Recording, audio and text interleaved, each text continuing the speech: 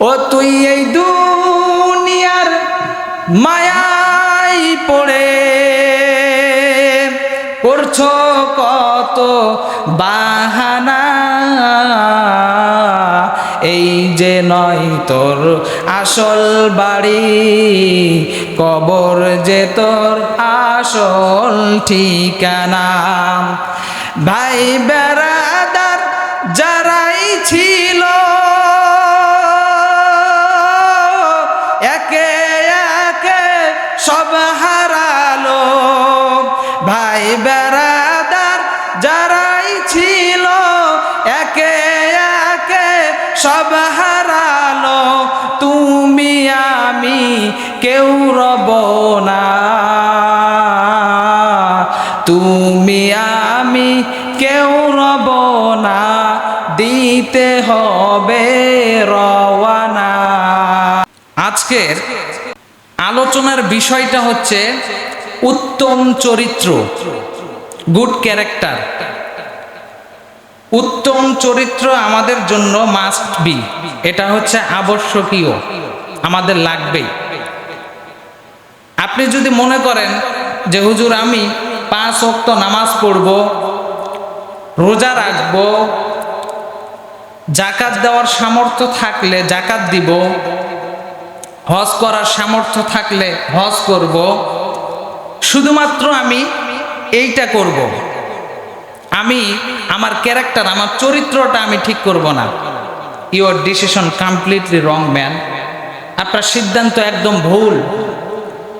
নামাজের সাথে, রোজার সাথে, যাকাতের সাথে আপনার গুড ক্যারেক্টার চরিত্রটাও ঠিক রাখা লাগবে। চরিত্র যদি ঠিক না থাকে তাহলে আপনার নামাজ বন্দেগী এগুলো কোনো কাজে আসবে না। তার কারণ আপনার চরিত্র যখন খারাপ হয়ে যাবে আপনার পাপ কাজ করতে কোনো দ্বিধাবোধ মনে হবে না। নবী করিম সাল্লাল্লাহু আলাইহি সাল্লাম বলেছেন, কিয়ামতের দিন ওই ব্যক্তি সবচেয়ে পেরেশানির মধ্যে থাকবে। সাহাবারা জিজ্ঞেস করলেন, ইয়া রাসূলুল্লাহ, ইয়া হাবিবাল্লাহ, কোন ব্যক্তি কিয়ামতের দিন সবচেয়ে পেরেশানির মধ্যে থাকবে একটু বলেন। তো নবী করিম সাল্লাল্লাহু আলাইহি সাল্লাম বললেন, যার দুনিয়াতে চরিত্র ঠিক নাই। নাউজুবিল্লাহ। তাহলে চরিত্র আমাদের ঠিক রাখা লাগবে। আবার মুসলিম শরীফের হাদিস, ইন্না মিন খিয়ারিকুম আহসানাকুম আখলাক, তোমাদের মধ্যে ওই ব্যক্তি সেরা যার চরিত্র ভালো। তাহলে বোঝা গেল আমাদের চরিত্রটা ভালো করা লাগবে। নামাজ আপনি 5 ওয়াক্ত নামাজের সময় নামাজ পড়বেন, রোজার সময় রোজা রাখবেন, কিন্তু চরিত্র এমন একটা জিনিস, এটা 24 ঘন্টা আপনার সঙ্গে থাকতে হবে। সেজন্য মহান রব্বুল আলামিন 18 পারার মধ্যে সূরা মুমিনের মধ্যে বলেন, কদ আফলাহাল মুমিনুন আল্লাযীনা হুম ফি সলাতিহিম খাশিউন। আল্লাহু আকবার। আল্লাহ তাআলা এখানে খাশিউন বলছেন, এখানে এটা হচ্ছে জুমা, বহু বচন এখানে ব্যবহার করেছেন। খাশিউন অর্থাৎ খুশু খুদু আমরা যেটা বলি এইটার বহু বচন এখানে ব্যবহার করেছেন। অর্থাৎ আল্লাহ তাআলা বলেছেন, সফল ওই ব্যক্তি যে নামাজের মধ্যেও নিজেকে বিনয়ী রাখে, নম্র রাখে। তাহলে আল্লাহ তাআলা নামাজের মধ্যেও বলেছেন চরিত্রটা তোমরা ঠিক রাখবা, অর্থাৎ খুশু খুদু মানে নামাজ ধীরে সুস্থে পড়তে বলেছেন। আবার আল্লাহ তাআলা যখন মুসা নবীকে বললেন, তুমি যাও ফেরাউনের বাসায় যাবা, মুসা তুমি যাবা এবং তোমার সঙ্গে তোমার ভাই হারুন আলাইহিস সালাতু ওয়াস সালামকে নিয়ে যাবা। যাওয়ার পর যখন ফেরাউনকে তুমি ইসলামের দাওয়াত দিবা, কালেমার দাওয়াত দিবা, তার সঙ্গে ভালো ব্যবহার করবা। তাহলে আল্লাহ তাআলার শত্রু একদম এই ফেরাউন নিজেকে আল্লাহ দাবি করেছিলেন। ফেরাউন বলেছিলেন, আনাল্লাহ, আমি আল্লাহ। নাউজুবিল্লাহ। যে নিজে আল্লাহ দাবি করেছে এর সঙ্গে কথা বলার সময় আল্লাহ তাআলা মুসাকে বললেন তুমি ওর সঙ্গে ভালো ব্যবহার করবা, গুড ক্যারেক্টার ইউজ করবা, ওখানে ব্যবহার ভালো করবা। আল্লাহ তাআলা শত্রুর সঙ্গেও ভালো ব্যবহার করতে বলেছেন। অলওয়েজ রিমেম্বার দিস, এটা মনে রাখতে হবে, আমরা শত্রুর সঙ্গেও যেন আমরা ভালো ব্যবহার করি। কিন্তু আমরা কি করি, যদি কেউ আমাদের লেজে শুধু একবার পা দেয়, আমরা কিয়ামত পর্যন্ত যদি হায়াত পাই তাহলে চেষ্টায় থাকে যে ওকে কিভাবে ধ্বংস করা যায়, পিছনে পড়ে থাকে। আর যদি ক্ষমতাশীল দল হই তাহলে তো আর বলতে হবে না। এক দল যখন ছিল ক্ষমতায়, আরেক দল বিরোধী দল, তারা বছরের পর বছর জেলখানায় থেকেছে, বাসায় থাকতে পারেনি। আবার যখন ওনারা চলে গেলেন, আরেক দল যেইটা আছে সেইটা আবার এই আগের দলকে শান্তিতে থাকতে দেয় না। এইটা হচ্ছে মুসলমানদের বৈশিষ্ট্য না। Our character should be like this, আমাদের এই রকম স্বভাব হওয়া উচিত। যেমন আল্লাহ তাআলা আমাদেরকে ওই ফেরাউনকে দাওয়াত দেওয়ার সময় বলেছিলেন, এক লোক পানিতে ইঁদুর পড়তেছে, তো উনি ইঁদুরের লেজটা টান দিয়ে উপরে তুলতে যাচ্ছেন, ইঁদুরটা ঘুরে ওই লোকের হাতে কামড় দিল, আবার যখন টান দিচ্ছে আবার কামড় দিচ্ছে। তো একজন উপর থেকে বলল যে ভাই তুমি তো দেখতে পাচ্ছ যে ওই ইঁদুরটা তোমাকে বারবার কামড় দিল, তারপরে তুমি ওকে বাঁচাতে গেলে কেন? তো ওই লোক বলল যে ইঁদুরের কাজ ইঁদুর করেছে, কুকুরের কাজ কুকুর করবে, কিন্তু আমরা কেন মানুষ হয়ে এই কাজ করব? আমাদের সমাজে একটা কথা আছে, টিট ফর ট্যাট, ইট মারলে পাটকেল খেতে হয়, এরকম একটা কথা আছে না আমাদের সমাজে? কিন্তু দেখেন এই কথাটা একদম ভুল। টিট ফর ট্যাট মানে ইট মারলে পাটকেল খেতে হয়। কেউ যদি আপনাকে, একটা খারাপ মানুষ আপনাকে গালি দিল, আপনি উঠে আবার দুইটা গালি দিলেন, কেউ আপনাকে একটা থাপ্পড় দিল, আপনি উঠে দুইটা থাপ্পড় দিলেন, তাহলে ওর মধ্যে আপনার মধ্যে পার্থক্যটা কোথায়? গুড ক্যারেক্টার, চরিত্র যে রাসূল সাল্লাল্লাহু আলাইহি ওয়াসাল্লাম বলেছেন তোমাদের চরিত্র যেন ভালো হয়, তাহলে আমরা যে টিট ফর ট্যাট এই কথা যে অনুসরণ করি, ইট মারলে পাটকেল খেতে হবে।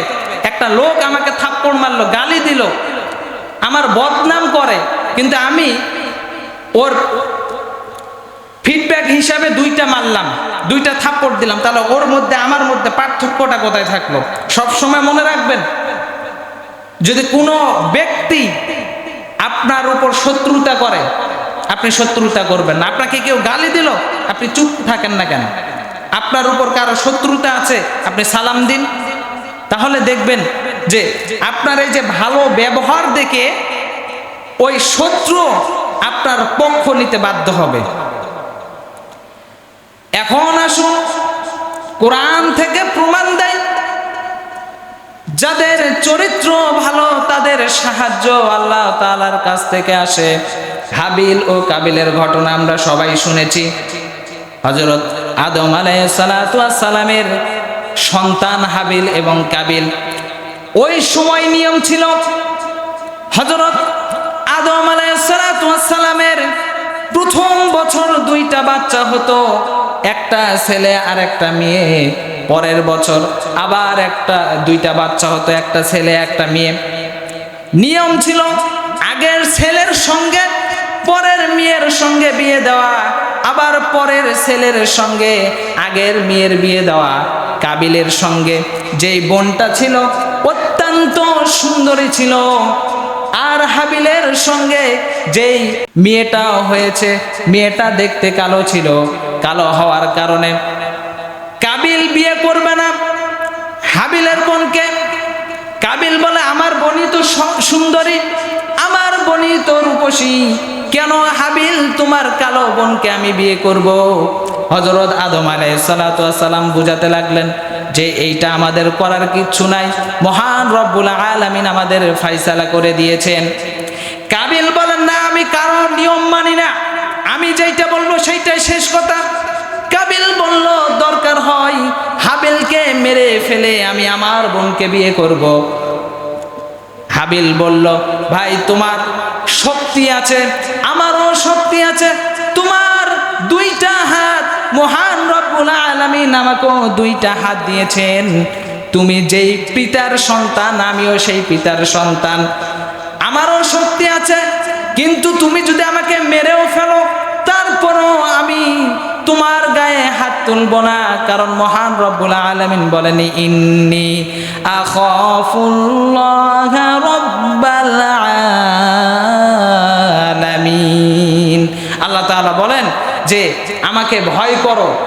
ওই হাবিল আল্লাহ তাআলাকে ভয় করে, সেজন্য কাবিল তাকে মায়ের দিতে দিতে মেরে ফেলেছে, তারপরও আল্লাহ তাআলাকে ভয় করার কারণে হাবিল তার ভাইয়ের গায়ে হাত দেয়নি। তাহলে এখান থেকে আমরা বুঝলাম যে আপনার উপর কেউ যদি জুলুম করে সহ্য করার মতো হলেও আপনি সহ্য করে নেবেন, আল্লাহ তাআলা রহমত নাজিল করবেন। এখন আসুন রাসূল সাল্লাল্লাহু আলাইহি ওয়াসাল্লামের হাদিস থেকে আমরা প্রমাণ নেই রাসূল সাল্লাল্লাহু আলাইহি সাল্লাম কেমন ছিলেন। How was our character prophet Muhammad সাল্লাল্লাহু আলাইহি ওয়াসাল্লাম, কেমন ছিল মুহাম্মদ সাল্লাল্লাহু আলাইহি ওয়াসাল্লামের চরিত্র ক্যারেক্টার তিন প্রকার। এক নাম্বার হচ্ছে খুলুকে হাসান, যে খুলুকে হাসান বলা হয় যে আপনাকে কেউ একটা চড় দিল, কেউ গালি দিল, আপনি তার ফিডব্যাক হিসেবে তাকে একটা চড় দিলেন, একটা গালি দিলেন, এটাকে বলা হয় খুলুকে হাসান। আর খুলুকে কারিম বলা হয় আপনাকে কেউ থাপ্পড় দিল, চড় দিল, গালি দিল, আপনি কোনো কথা বললেন না, চুপ করে চলে গেলেন। কিন্তু খুলুকে আযীম সেইটাকে বলা হয় যেটা আমার নবীর বৈশিষ্ট্য ছিল, যে আপনাকে কেউ চড় মারলো, আপনি ওকে বললেন যে ভাই আপনার হাতে কি ব্যথা পেয়েছেন, আপনাকে কেউ গালি দিল, আপনি তাকে বললেন ভাই আপনার গালি দিতে কি কষ্ট হয়েছে। এইটা ছিল আমাদের মুহাম্মদ সাল্লাল্লাহু আলাইহি ওয়াসাল্লামের বৈশিষ্ট্য। সেজন্য মহান রব্বুল আলামিন কুরআনুল কারীমের 29 নম্বর পারার 2 নম্বর সূরার মধ্যে বলে ওয়া ইন্নাকা লাআলা খুলুকিন আযীম, ওয়া ইন্নাকা লাআলা খুলুকিন আযীম। মহান রব্বুল আলামিন বলেন আমার হাবিব, আমার বন্ধুকে আমি এমন উত্তম চরিত্রের অধিকারী করেছি, আমি মহান রব্বুল আলামিন প্রমাণ করে দিলাম এবং বলে দিলাম পৃথিবীর সমস্ত লোকের থেকে আমার নবীর চরিত্র আমি উত্তম করে দিলাম। সুবহানাল্লাহ। দেখেন নবী করিম সাল্লাল্লাহু আলাইহি ওয়াসাল্লামের চরিত্র কেমন ছিলেন। এমন ছিল রাসূল সাল্লাল্লাহু আলাইহি ওয়াসাল্লাম একদিন হেঁটে যাচ্ছে, তো পিছন থেকে একটা ভিক্ষুক টান দিয়েছে রাসূল সাল্লাল্লাহু আলাইহি ওয়াসাল্লামের চাদর ধরে। তো টান দেওয়ার সঙ্গে সঙ্গে রাসূল সাল্লাল্লাহু আলাইহি ওয়াসাল্লামের এই যে গলা মোবারকে দাগ পড়ে গেল। সাহাবারা সবাই রাগে টকবক করতেছে যে রাসূল সাল্লাল্লাহু আলাইহি ওয়াসাল্লামের হুকুম পাওয়ার সঙ্গে সঙ্গে ওনার উপর আক্রমণ করবে, কিন্তু রাসূল সাল্লাল্লাহু আলাইহি ওয়াসাল্লাম কিচ্ছু বললেন না। রাসূল সাল্লাল্লাহু আলাইহি ওয়াসাল্লামকে ওই ফকির বলল যে মুহাম্মদ তোমার কাছে আমি এসেছি, তোমার কি কি আছে আমাকে দাও। তাহলে আমরা যদি হতাম তাহলে কি বলতাম, এই ফকির তোর এত বড় সাহস, তুই আসছিস ভিক্ষা করতে কিন্তু আমার সঙ্গে খারাপ ব্যবহার করে। আমরা অনেকে আছি মানে মাথা যখন গরম থাকে তখন ওই রাগটা আমরা ঝাড়ি ফকিরের উপর। কত টাকা আমরা দেই, হয়তো বা 2 টাকা 1 টাকা, বেশিতে বেশি 10 টাকা, এই 10 টাকার উপরে কেউ দেয় না, কিন্তু আমরা এমন ব্যবহার করি মাঝে মধ্যে। হয়তোবা আপনার মেজাজ খারাপ আছে, খিটখিটে আছে মেজাজ, কিন্তু ওই সময় যদি আপনি মেজাজটা ধরে রাখতে পারেন, এই মেজাজের জন্য মহান রব্বুল আলামিন এই একটা সামান্য কাজের জন্য মহান রব্বুল আলামিন আপনাকে জান্নাতে দিতে পারেন। সুবহানাল্লাহ। আবার মুহাম্মদ সাল্লাল্লাহু আলাইহি ওয়াসাল্লাম বেশিরভাগ সময় মেহমান বাড়িতে নিয়ে এসে থাকতেন, মেহমানদেরকে এনে এনে মাঝে মধ্যে খাওয়াইতেন। এক ইহুদি বিধর্মী রাসূল সাল্লাল্লাহু আলাইহি ওয়াসাল্লামের বাসাতে আসলেন, মেহমান হলেন। রাসূল সাল্লাল্লাহু আলাইহি ওয়াসাল্লাম যা পারলেন খাওয়াই দিলেন। রাতে রাসূল সাল্লাল্লাহু আলাইহি ওয়াসাল্লাম সুন্দর করে বিছানা বিছিয়ে দিলেন। ওই মেহমান রাতের মধ্যে কি করেছে, রাত 12টা হয়, 1টা 2টার সময় উঠেছে। উঠার পর মুহাম্মদ সাল্লাল্লাহু আলাইহি সাল্লামের ওই বিছানায় টয়লেট করে দিয়েছে। নাউজুবিল্লাহ। টয়লেট করে দিয়ে চলে গিয়েছে। কি জন্য টয়লেট করলো? ওর রাগ ছিল মুহাম্মদ সাল্লাল্লাহু আলাইহি ওয়াসাল্লাম যেই ইসলামের দাওয়াত দিয়ে বেড়ায়, এটা তো আমাদের পূর্বপুরুষেরা কখনো দাওয়াত দেয়নি। আমরা ছোট থেকে শুনে এসেছি যে মূর্তি পূজা করা লাগবে, কিন্তু মুহাম্মদ নামক যেই মানব এসেছে এই এমন একটা ধর্ম নিয়ে এসেছে, এই ধর্ম তো আমরা মানি না। মুহাম্মদ সাল্লাল্লাহু আলাইহি সাল্লামের উপর রাগ করে রাতে টয়লেট করে চলে গেলেন। ইম্পর্টেন্ট একটা কাগজ অথবা কিছু রেখে চলে গেলেন। মুহাম্মদ সাল্লাল্লাহু আলাইহি সাল্লাম ফজরের সময় এসে দেখলেন ওই লোকটা টয়লেট করে চলে গিয়েছে। মুহাম্মদ সাল্লাল্লাহু আলাইহি সাল্লাম আফসোস করে বললেন, হাই, ওই লোকটা হয়তোবা কষ্ট পেয়েছে, আমাকে হয়তোবা লজ্জাতে ডাকতে পারিনি, সেজন্য এখানে টয়লেট করে চলে গিয়েছে। মুহাম্মদ সাল্লাল্লাহু আলাইহি সাল্লাম নিজের হাত দিয়ে যখন ওই টয়লেটগুলো পরিষ্কার করছেন, ওই মেহমান চলে আসলেন। আসার পরে জিজ্ঞেস করলেন, মুহাম্মদ, তোমার বাড়িতে আমার একটা ইম্পর্টেন্ট কাগজ পড়ে গিয়েছে অথবা অন্য কিছু পড়ে গিয়েছে, আমার ওই জিনিসটা দরকার। মুহাম্মদ সাল্লাল্লাহু আলাইহি সাল্লাম দৌড় দিয়ে তার কাছে চলে গিয়ে বললেন, ভাই মেহমান, তোমার আমি ভালো করে খেদমত করতে পারিনি, আগে যদি আমাকে বলতাম আমি উঠে তোমাকে ভালো জায়গায় টয়লেট করতে দিতাম, তুমি কি কষ্ট পেয়েছো? মেহমান যখন মুহাম্মদ সাল্লাল্লাহু আলাইহি সাল্লাম গুড ক্যারেক্টার দেখলেন, সুন্দর চরিত্র দেখলেন, ওই লোক বলতে বাধ্য হলো, মুহাম্মদ, তোমার এত সুন্দর চরিত্র, তুমি যেই রবের দাওয়াত দিয়ে বেড়াও, তুমি যেই রবের কালেমা নিয়ে বেড়াও, আমি সাক্ষ্য দিতেছি ওই রব কখনো মিথ্যা হতে পারে না। তুমি আমাকে এখনই পড়ে দাও, লা ইলাহা ইল্লাল্লাহু মুহাম্মাদুর রাসূলুল্লাহ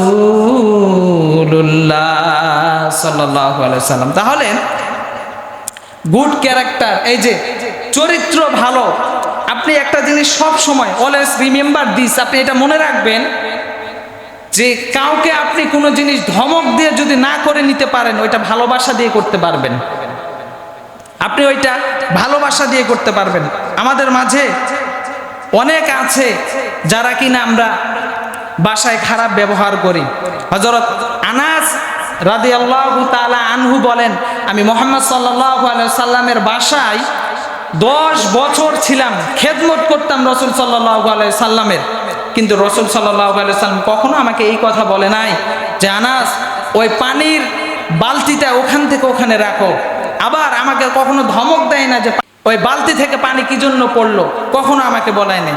কিন্তু আমরা কি করি, জি, পরিবারের সঙ্গে ঝগড়া, আর অনেকে আছে যারা পরিবারের সঙ্গে খারাপ ব্যবহার করে, অর্থাৎ বিবিদের সঙ্গে, স্ত্রীদের সঙ্গে খারাপ ব্যবহার করে। কি করে, ঝাল যদি বেশি হয় মায়ের শুরু করে দেয়। আপনাদের এলাকাতে হয়তো বা নাই, কিন্তু অন্য অন্য এলাকাতে এরকমও আছে, ঝাল যদি বেশি হয় মায়ের শুরু করে দিল, লবণ যদি বেশি হয় মায়ের শুরু করে দিল। আরে ভাই, একটু চিন্তা করেন যে একটা লোক সকালে ওই যে ফজরের নামাজ থেকে শুরু করে সারাদিন কাজ করতেছে, আপনি শুয়ে আছেন, নাক ডাকতেছেন, আপনার কাজ নাই।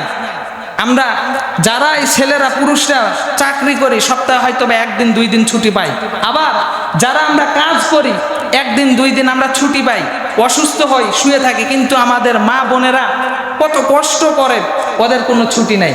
অসুখ হোক আর যাই হোক, তারা আমাদের জন্য রান্না বান্না করে, সব কিছু ব্রেকফাস্ট করেন, লাঞ্চ বলেন, ডিনার বলেন, ডে বাই ডে প্রতিদিন আমাদের জন্য এগুলো করে যাচ্ছে। আবার আপনার কাজের লোকের মতো আপনার কাপড় চোপড় সব কিছু ধুয়ে দিচ্ছে, আপনার ছেলে মেয়ের খেদমত করতেছে, দেখাশোনা করতেছে, সব কিছু করছে, কিন্তু আপনি আরেকজনের উপর রাগ করছেন, আপনি আরেকজনের উপর, কিন্তু ওই রাগটা কি ঝাড়েন? বউ কোনো কথা বললে মায়ের শুরু করে দেন, পরে বলে যে বউ আমার মাথা গরম হলে আমার কিছু মনে থাকে না। তো আপনার এত মাথা গরম, তো বাইরে আরেকজনের বউকে মারেন না কেন? মাথা যে আপনার এত গরম, আর ওই যখন গরম হয় আরেকজনের সঙ্গে ঝগড়া করে, ব্যবসার কাজে ঝগড়া করে যখন আপনি আসেন, আসার পরে রাস্তায় তো অনেক মহিলা থাকে, কেন ওদের কেন মারেন না? ও দেখছেন যে বউ, একে মারলে তো কিচ্ছু হবে না, ইচ্ছা মতো মায়ের দেন, এরকম ডাকাত আছে না আমাদের সমাজে?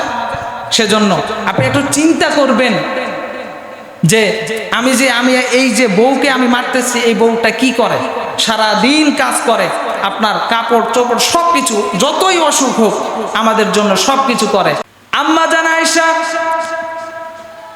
রাদিয়াল্লাহু তাআলা আনহা বলেন, আমার স্বামী কেমন ছিল? আমার স্বামী আমার তরকারি রান্না যখন খারাপ হইতো তখন আমার স্বামী কেমন ব্যবহার করত। ও পৃথিবীর মুসলমান উম্মাহ, তোমরা ভালো করে শুনে রাখো, তোমরাও তোমাদের স্ত্রীর সঙ্গে এরকম ব্যবহার করতে পারবা। একদিন আম্মা জান আয়েশা রাদিয়াল্লাহু তাআলা আনহা মুহাম্মদ সাল্লাল্লাহু আলাইহি ওয়াসাল্লামের জন্য তরকারি রান্না করেছেন, এমন তরকারি খাওয়া যাচ্ছে না। মুহাম্মদ সাল্লাল্লাহু আলাইহি ওয়াসাল্লাম ওই তরকারি খেলেন, খাওয়ার পরে মুস্কি হাসি দিয়ে আম্মা জান আয়েশা রাদিয়াল্লাহু তাআলা আনহাকে বললেন, আয়েশা রে, তুমি একটু তরকারিটা চেখে দেখো কেমন হয়েছে। আম্মা জান আয়েশা যখন তরকারিটা চেক করলেন, মুখের মধ্যে জিহ্বার মধ্যে যখন দিলেন, দেওয়ার সঙ্গে সঙ্গে আম্মা জান আয়েশা রাদিয়াল্লাহু তাআলা আনহা কান্না করে ফেললেন। কান্নার চোখে বলতেন, আমার এত সুন্দর স্বামী, এত সুন্দর চরিত্রের এক স্বামী পেয়েছি, যেই তরকারি রান্না করে আমি নিজে আয়েশা খেতে পারি না, ওই তরকারি মুহাম্মদ সাল্লাল্লাহু আলাইহি ওয়াসাল্লাম খেয়ে মুস্কি হাসি দিয়ে আমার থেকে বিদায় নিয়ে চলে গেল। সুবহানাল্লাহ। আমরা কি এরকম ব্যবহার করতে পারবো আমাদের স্ত্রীদের সঙ্গে? আল্লাহ তাআলা যদি তৌফিক দেন তাহলে আমরা সবাই এরকম ব্যবহার করব তো ইনশাআল্লাহ। আমাদের এই যে চরিত্রটা এত খারাপ হলো কিভাবে ভাই? একজন আরেকজনকে আমরা দেখতে পারি না কেন? মসজিদে কিছু পড়ে থাকলেই এই হুজুরকে ধর, কেন আপনি পারেন না টিস্যুটা ফালাই দিতে? কেন পাপ হবে আপনাদের? মসজিদ যদি সাফ করেন তাহলে কি পাপ হবে? কিছু পড়ে থাকলে আগে হুজুরকে ধরেন, মসজিদে আজান 2 মিনিট দেরি হলে শুরু করে দেয়, আরে ভাই আমরাও তো মানুষ, আমাদেরও তো 1 মিনিট 2 মিনিট দেরি হতে পারে, আমরা তো মানুষের অধীনে নাই। আপনারা মনে করেন যে হুজুর মানে হুজুরের বউ সওয়াল কিচ্ছু নাই, হুজুর শুধু খাবে দাবে আর পড়াবে। আরে ভাই হুজুরদেরও অসুস্থ হওয়া লাগে, হুজুরদেরও বউ আছে, হুজুরদেরও পরিবার আছে, পরিবারদের সময় দেওয়া লাগে। সেজন্য আমরা হুজুরদের যেগুলো ভুল সেগুলো যদি পারি তাহলে কানে কানে গিয়ে বলবো, সবার সামনে না। আর যদি পারেন আপনি নিজে পরিষ্কার করবেন, এগুলো যত পরিষ্কার করবেন আল্লাহ তাআলা আপনার আমলনামায় তত সওয়াব দিবে, আপনার দিল পরিষ্কার হবে, উত্তম চরিত্রের অধিকারী হবেন। সবসময় মনে রাখবেন যে আমাদের ব্যবহার, চরিত্র, ক্যারেক্টারটা এত খারাপ হলো কিভাবে? একটা আম গাছের লক্ষ্য করে দেখবেন, যখন আম গাছে আম পাকে, আপনি একটা ঢিল মারলে আম গাছের মধ্যে সবচেয়ে যেইটা বেটার আম, বেস্ট যেইটা আম সেইটা আগে পড়ে না ভাই? যেটা পাকা সেইটাই তো আগে পড়ে। আবার খেজুর গাছে যদি ঢিল মারেন, খেজুর গাছের মধ্যে যেই খেজুরটা পাকা বেশি সেইটা পড়ে। তাহলে আম গাছ, খেজুর গাছ তার সবচেয়ে ভালো জিনিসটা আমাদেরকে দিল, কিন্তু আপনি আমি মানুষ হয়ে আল্লাহ তাআলা বলেন, ওয়ালাকাদ কাররামনা বানি আদম, আমি আদম সন্তানদেরকে ভালো করে বানিয়েছি, উত্তম করে বানিয়েছি। এই আদম সন্তানকে আমাদের উত্তম করে বানিয়েছে, কিন্তু আমাদের চরিত্রটা এমন হয়েছে, আমাদের ক্যারেক্টারটা এমন হয়েছে, খালি কে কাকে বাঁশ দিতে পারে এরকম একটা অবস্থা। শুধুমাত্র কি জন্য? এই যে দুনিয়ার মায়া পড়ে, দুনিয়া দুনিয়া দুনিয়া। ও তুই এই দুনিয়ার মায়াই পড়ে করছো কত বাহানা, এই যে নয় তোর আসল বাড়ি, কবর যে তোর আসল ঠিকানা। ভাই বেড়াদার যারাই ছিল